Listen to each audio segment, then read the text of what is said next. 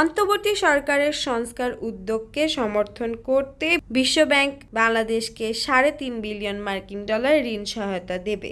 New York স্থানীয় সময় বুধবার জাতিসংঘের সাধারণ অধিবেশনের ফাঁকে প্রধান উপদেষ্টা মোহাম্মদ ইউনূসের সঙ্গে সাক্ষাৎকালে বিশ্বব্যাংক প্রেসিডেন্ট অজয় বাঙ্গা এই ঘোষণা দেন। অধ্যাপক ইউনূসের দীর্ঘদিনের বন্ধু অজয় বাঙ্গা বলেন, ঘোষিত ঋণের মধ্যে $200 কোটি হবে নতুন ঋণ, বাকি $150 কোটি ঋণের যোগান আসবে বিদ্যমান কর্মসূচির অর্থ পুনর্ব্যবহারের মাধ্যমে। তিনি জানান, ডিজিটালাইজেশন, তারল্য সংকট উত্তরণ, জ্বালানি ও বিদ্যুৎ এবং পরিবহন খাতে সংস্কার সহায়তা দিবে বিশ্বব্যাংকের এই ঋণ।